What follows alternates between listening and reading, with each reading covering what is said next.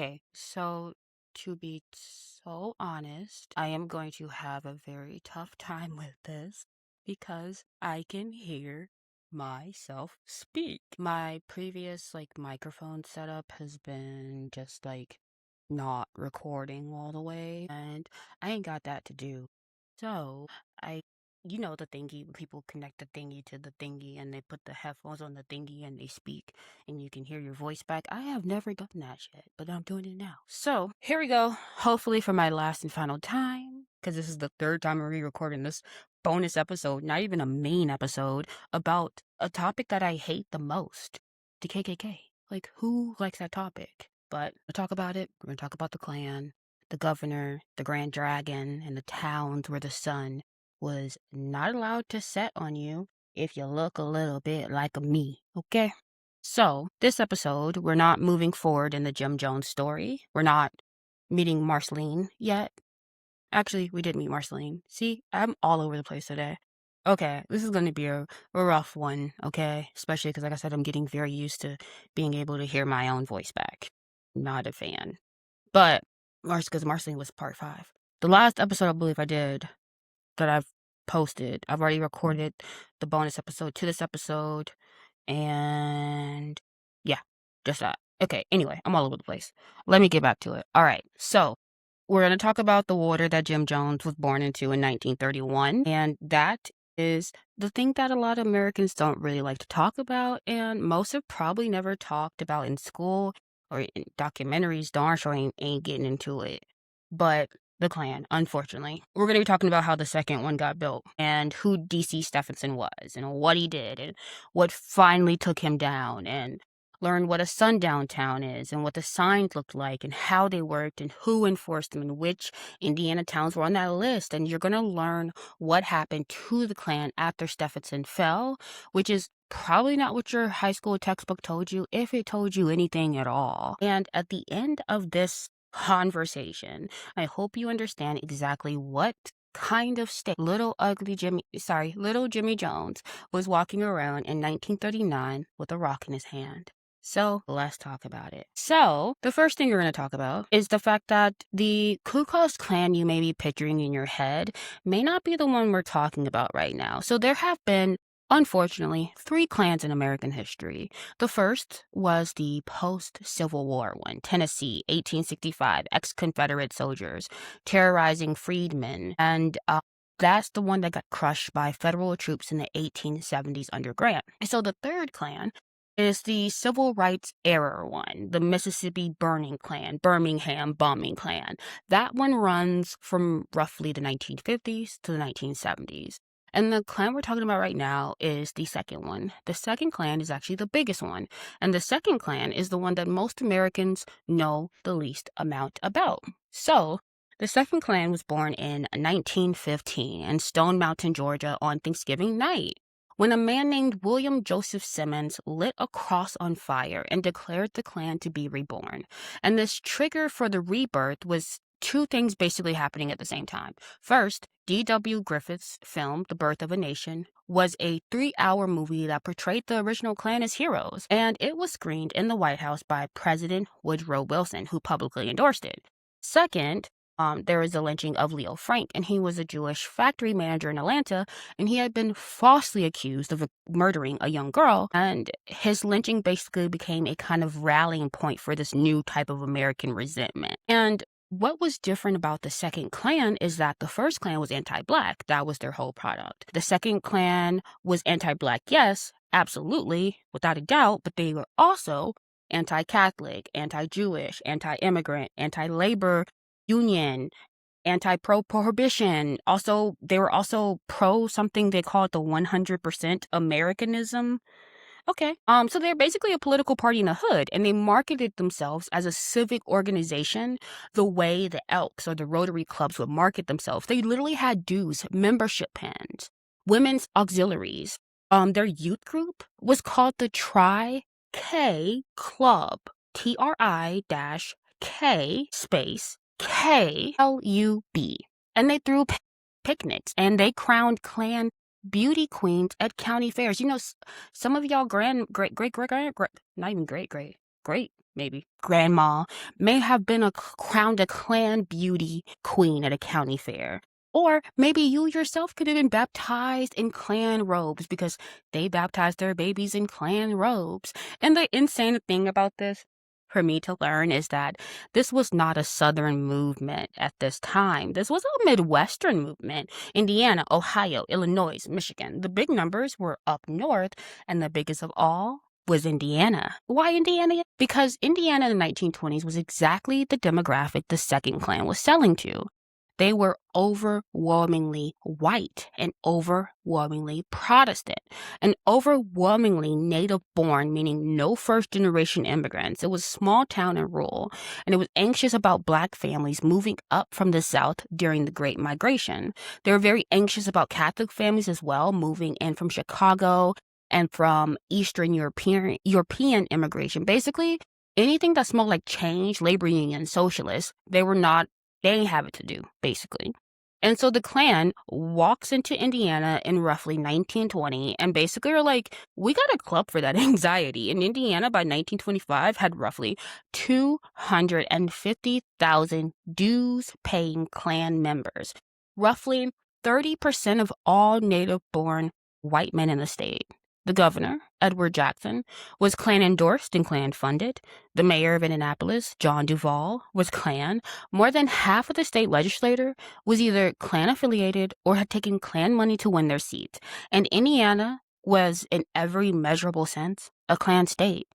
And that is the machine that was built by a man named David Curtis Stephenson. So, D.C. Stephenson, I don't know if I'm pronouncing his last name right, and I don't give a damn. He wasn't from Indiana. He wasn't from anywhere, actually. The same way that, con men aren't really from anywhere. He was born, however, though I guess literally physically in Texas in 1891. I don't like him, if you can already tell. But anyway, so he moves around the Midwest and he does odd jobs and he has failed marriages and failed businesses. Are we shocked? And he lands in Evansville, Indiana in the early 1920s, selling coal and looking for the next thing. And his next great con is he finds the Klan in 1922. He was 31 years old at the time, and allegedly he had the gift, you guys. The gift that I'm talking about is the same gift I'm going to spend the rest of this series tracing in Jim Jones, by the way. But it's basically the gift of standing in front of a room of frightened people and being able to name their fear back to them in a language that makes them feel intelligent for being afraid. And Stephenson had it. He could fill a whole room with it, an entire hall, a football stadium. And within 2 years of joining the Klan, he was the Grand Dragon of Indiana. Good gosh, Jaquela. But he was the Grand Dragon of Indiana and 22 other northern states. He was worth millions of dollars, and most of it was from Klan membership dues, which, by the way, were $10 a head in 1924 money, which is roughly $180 in today's money. And he was taking a cut of every single one. And he lived in a mansion in Indianapolis, and he had a private yacht on Lake Erie, and he had the governor of Indiana on speed dial and a private army of Klansmen who would do whatever he told them to do. And he famously, in a private meeting, straight up, which was testified later under oath, I am the law in Indiana. And this became his epitaph. And he believed it. And for about a window of 3 years, he was right. Because the Klan under Stephenson did not just hold rallies, right? They ran the state. They decided who got elected sheriff, who got elected judge. They decided which Black families got visited at night and which Catholic priest got ran out of which towns, which Jewish merchants got their windows broken. They organized boycotts of Catholic-owned businesses and pressured public schools to fire any Catholic teachers while lobbying the state legislators to pass laws requiring Bible readings in public schools. And they wanted the Protestant Bible specifically just to make Catholic children uncomfortable. And they put on parades in every major Indiana city with tens of thousands of robed marchers in broad daylight on the 4th of July. And while they were doing all their little political organized work, they were also doing the other thing the Klan does, which is what people know more for the Third Klan, the Civil Rights Klan, for doing. They would do the night work. The night work is when you want to burn a cross on a Black family's lawn. In Marion, Indiana, 1923, there's also a story that has a picture associated with it that I will never for the life of me ever look up. But it is about two black teenagers, Thomas Shipp and Abram Smith, and they were lynched in front of a cheering crowd of thousands in Marion, Indiana on August 7th, 1930. And it produced this photograph that eventually became the inspiration for a song called Strange Fruit. And this happened in Indiana, not Mississippi, but Indiana, 5 years after Stephenson fell and the Klan as an organization had supposed to have been gone. And it just goes to show you that the night work didn't need the organization to keep going. They didn't need those official membership dues of $10, aka $180 today a head. They didn't need all that. The night work for them was the point, and that is who D.C. Stephenson was, and that is the state apparatus he built. And he would have kept building it, and we might have been living in a different country today because of it, except for one thing.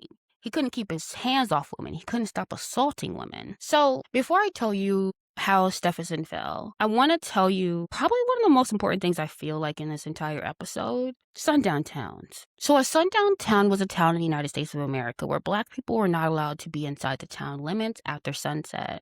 Sometimes Jewish people, sometimes Mexican, Chinese, sometimes Catholic people, but overwhelmingly, the target population was Black Americans, and the rule was enforced sometimes by a sign at the edge of town, a whistle that blew at 6 p.m., sometimes by the police chief driving slowly past you if he saw you on the sidewalk near dusk, sometimes by a group of men with rifles on the porch of the general store, and sometimes, if you were unlucky, by a beating or a lynching or your car being run off the side of the road outside of town.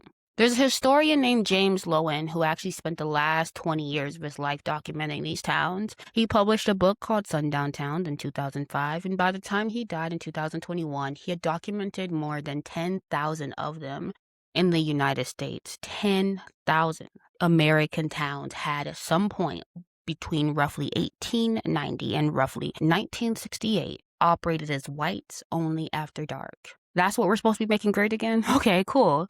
But anyway, so the state with the highest documented concentration of sundown towns on a per capita basis was Indiana. Not Alabama, not Mississippi. Indiana had more sundown towns per capita than any other state in the country. Loewen documented hundreds of them. There were Indiana counties with not a single Black resident on the census in the 1930s, 40s, 50s, and 60s. Not because Black people didn't try to live there, but because Black people had been driven out and kept out by organized white violence and organized white municipal policy. And so let me tell you how a sundown town actually works, because if you didn't grow up around this, you may not understand it. But a sundown town did not need a law in the book saying Black people can't live here. In most sundown towns, there was no such law because passing such a law would have gotten the town sued under the 14th Amendment.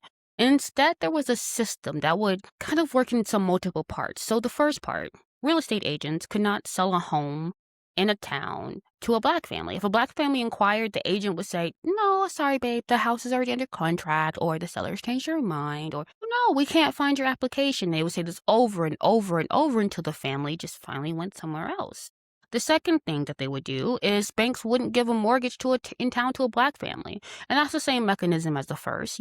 Application lost, credit insufficient, come back next week. And they would just continue this forever. And then the third, so let's say if a Black family did manage to buy a house in town anyway, maybe through a sympathetic seller or an out-of-town agent who didn't know what the rules were, the house would get a visit, sometimes by a polite committee of white neighbors who would explain, sometimes by a brick through the window in the middle of the night, sometimes by a fire, sometimes by men with rifles on the front lawn at 3 a.m.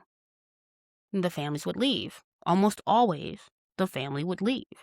And the house would be quietly bought by a white family the next month. Another thing that would be done, a fourth thing, I guess you will, Black travelers passing through town were watched. If your car broke down in the sundown town near dusk, child, you had a real problem, because you can't check into no hotel, and you can't eat in no diner, and you sure can't stand on the sidewalk without somebody calling the sheriff. It's honestly kind of like where the joke driving while Black comes around a little bit. But The sheriff in the sundown town, he was part of the system. Like, the sheriff is not going to protect you.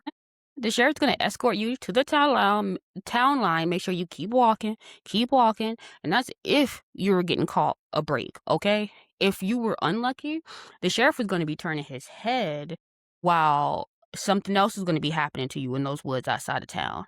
And this is basically why the Green Book existed. If you have seen, oh my gosh, it's like leaving my head for some reason. It's a TV show that came out recently, or like in the last like 5 years or something, I don't know. Anyway, Journey Smollett is in it. But the Negro Motorist Green Book is basically published every year from 1936 to 1966, and it's a book that Black families kept in their glove compartment on every single road trip, with a list of which towns you could safely sleep in and which towns you had to be up out of before dark, and which gas stations would serve you, which restaurants would feed you. Basically, like the need to know on the friendly guide to being a Negro in their place, basically. And it was a survival document. And if you opened the Indiana page, you would find very few stops, safe ones, and a lot of warnings, and a whole lot of blank spaces where no Black family was supposed to stop the car. And many of these Indiana sundown towns actually end up staying sundown until the 1970s, some into the 1980s, with the longest extension being into the 1990s. Like, a lot of us were born when a lot of times in Indiana wouldn't let you be there after dark. Ain't no sleepovers for you, girl. Get out of here. The whistles, eventually they did stop blowing, but the real estate practices and the lending practices and the policing practices, those are not going to go away with the signs. Instead, they're going to get quieter and more polite and learn how to say things like community standards and neighborhood character, and we've always done it this way. And so the demographics of those towns, if you pull the census data for certain Indiana counties in 2020, are kind of still what the Klan organized in 1924.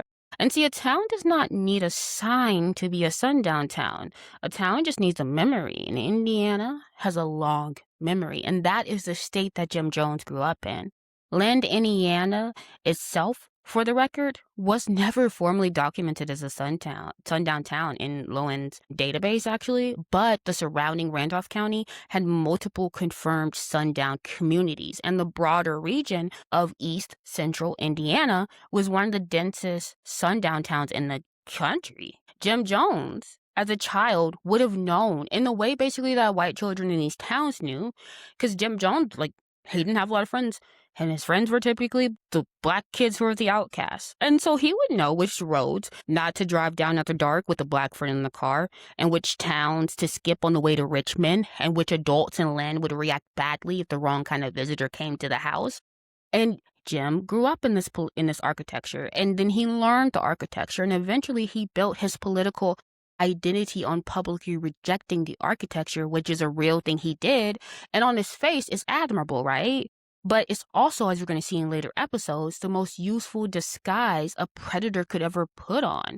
Because who the hell in 1970 in San Francisco is going to suspect a man who marches with the NAACP of running a death camp? But let's get back to Stevenson, because we're going to finish talking about him beforehand. So her name was Madge. I can't say her last name, but she's beautiful to me. She was 28 years old. She worked for the Indiana State Department of Public Instruction, running a literacy program for adults. She lived with her parents in Indianapolis, and she wasn't political. She wasn't in the Klan. She had met D.C. Stephenson at a governor's inauguration party in January of 1925. And he had been attentive to her in the way more powerful men are attentive to younger women. You know, they intend to consume. They want to get a bite out of them, okay? Why did I say it like that? Maybe I said it like that because that's exactly what he did. He mutilated her. And just side note, because I've recorded this a few times due to like just mic issues, not full all the way through, but like, so just talking about it again, but I was like watching some body cam earlier, and this like lady like bit a police officer, and like they like did like a slow-mo and like clothes like showed like her like literally biting or whatever, and like the fact, it just like, I don't know, it just like makes me so sick to my stomach how bad her injuries were, and the fact that a lot of them were caused from like literally biting chunks, taking a bite out of her. Like literally is what he did. He took bites out of her skin. On the night of March 15th, 1925, he summons her to his mansion. The only reason why she was even there at the event in the first place, I have a whole nother part, like a bonus part, if you want to just hear about Magic's story, because it is insane. But she has a literacy program that she needs to make sure is going to still be funded. She's basically like an education type of lady, right? And she just wants to make sure people can be reading and shit, like, which is an awesome thing. And so she meets him at this event and he becomes enthralled with her. It's sort of, kind of. And so, and I say sort of, kind of, because, like, I don't know, like, even, like, the way he, like, approached her, like, her family said that, like, sometimes he would just, like, he would show up and bring, like, a whole bunch of people with him, like, not, like, it doesn't seem like he, like, really, like, I don't know, it doesn't seem to me like he really wanted to get to know her, and don't seem to me like she really gave a damn, honestly. But it doesn't seem like he actually even, like, I don't know, like, it just feels like he it just felt, I mean, he said he's the man who is the law in Indiana, so I guess he just really feels like he can really just do whatever because he didn't even like her. I don't even think he liked her. But basically, he summons her to his mansion, and he said that there was a problem with our program's funding and that she needed to come over immediately. So she comes, and he had her drunk within an hour, forced her onto a private train bound for Chicago, and over the course of that ride, he literally takes bites out of her while assaulting, physically, sexually assaulting. You're trying to get. I didn't like that. I don't like saying it.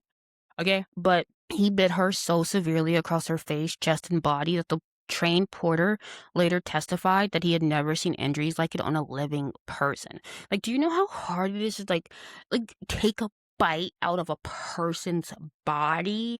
That is insane to me. But anyway, so the train stops at Hammond, Indiana, near the Illinois state line. Stevenson takes her to a hotel room, and in the morning, while he's sleeping off his whiskey, Madge convinces one of the bodyguards to take her to a pharmacy, and at the pharmacy, she buys a box of mercury chloride tablets, which are a form of poison, and she swallows them. And she was basically trying to die before Stevenson could take his horrors or torture any further. But unfortunately, she didn't die immediately. Instead, she got very sick, and so he drives her back to Indianapolis, refuses to take her to the hospital. He held her up in his garage for another day, and eventually she gets dumped back to her parents' porch and her parents are told that she was in a car accident. And so she lives roughly for a month after that, only long enough to dictate to her lawyer a 40-page sworn statement describing everything he had done to her, down to the exact location of every bite mark on her body. And she dies on April 14th, 1925, because of a combination of mercury poison and a staph infection from the bite wounds,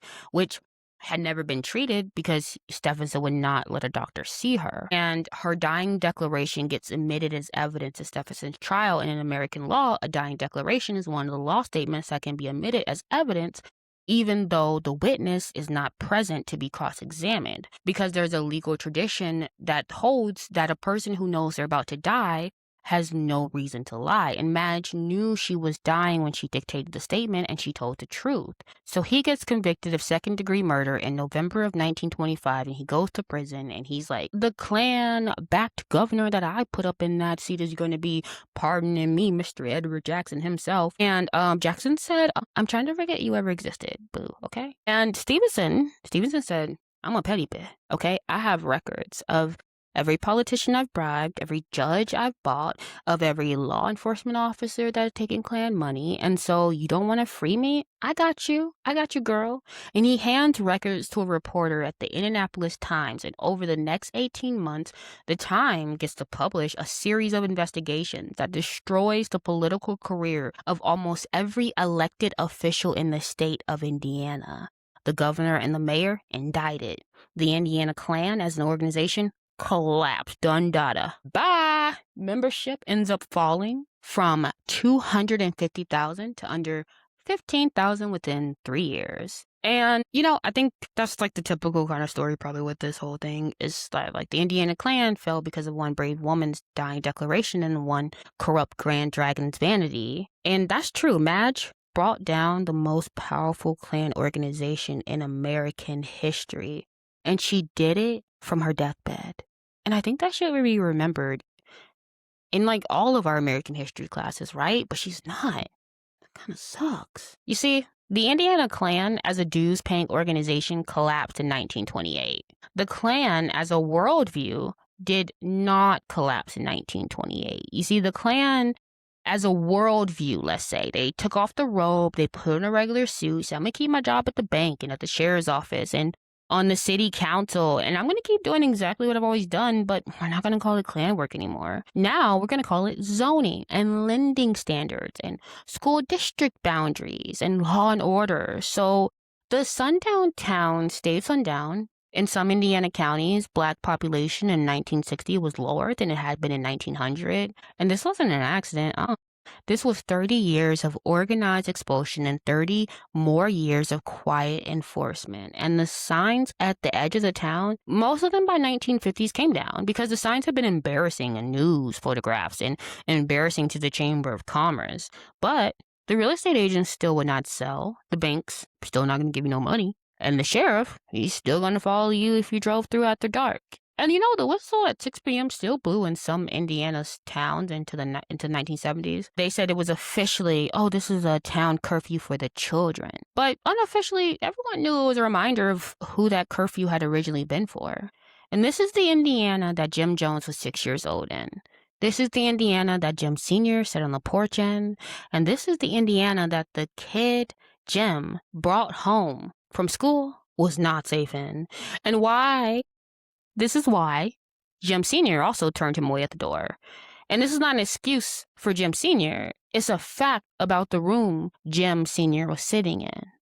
And here's the harder thing, I think, that Jim Jones, the adult cult leader, spent his entire public political career yelling exactly about this. He yelled about sundown towns, the Klan, redlining. He yelled about what white Indiana had done to Black America, and he wasn't wrong about a thing. The content of his political analysis of the 1950s and 1960s was, frankly, I think, more honest about American racism than most white pastors in America were willing to say in that time period, and probably even now, you know what I'm saying? But that's also what made him dangerous, and that's also what made Black families in Indianapolis and Ukiah and San Francisco trust him and move into his church, and eventually getting some of them to get on a plane to Guyana because he was telling truth about the country. But he was using that truth as bait, and the Klan in his hands almost became a recruiting tool. He could point to the architecture I just described for you and say, look, I see it, I name it, and I'm going to be your complexion for the protection. I'm going to protect you from it. And people who had every historical reason to be afraid of it just believed him because somebody finally said the shit out loud. And that is the trick of the whole center of the story, I think, because Jim Jones did not lie to Black America about what white America had done. He told the truth over and over in vivid detail. And then he used that truth to build a congregation and isolate them from every source of safety, and eventually marched them into a jungle and killed them with cyanide. The truth he told was real. The man telling it was not. And that's why that's why I wasn't going to let you guys go without making you sit through this story that I told 3 times. Because I feel like if you don't see the architecture, you don't know what he was selling protection from. It is all connected.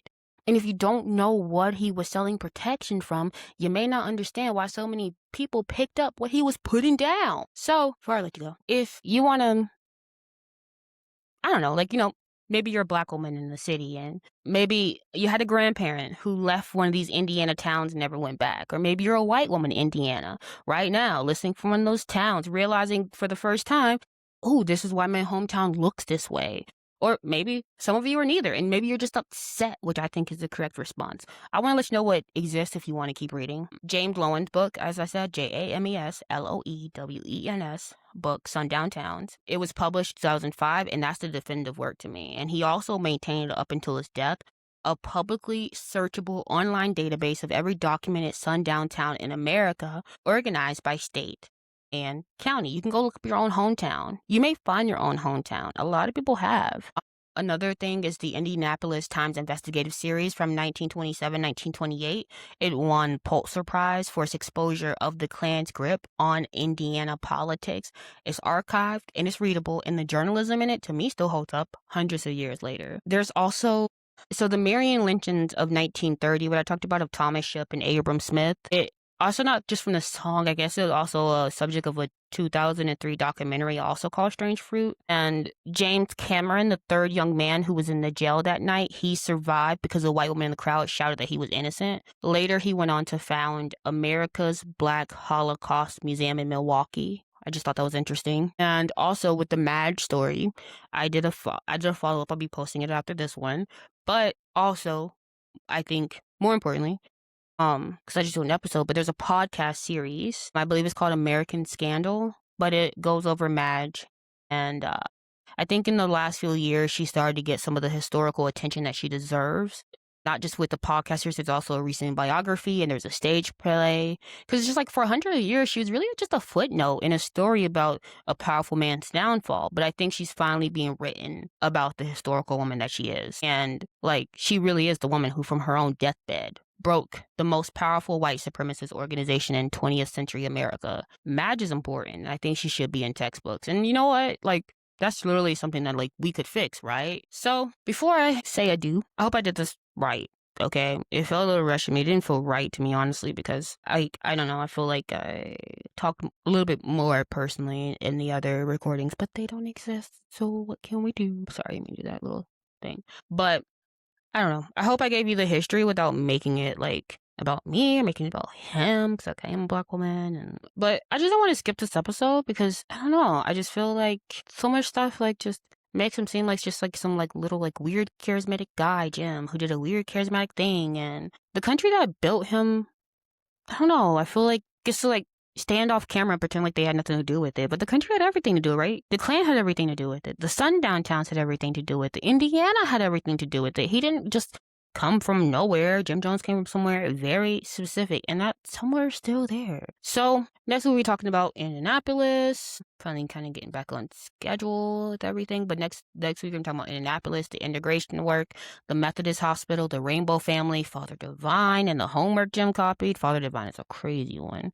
We're going to talk about the early black members, the first church building, the growing congregation, the choice to leave Indiana, the 1962 Esquire article, the 2 years in Brazil, the 1965 caravan. And I don't know, like I just kind of want to build, like going from part 4, where I talked about the work was real and the man was already a monster. And if both things were true at the same time, and the people who joined, they just weren't also wrong about what they saw, they were just wrong about what was sitting on top of it.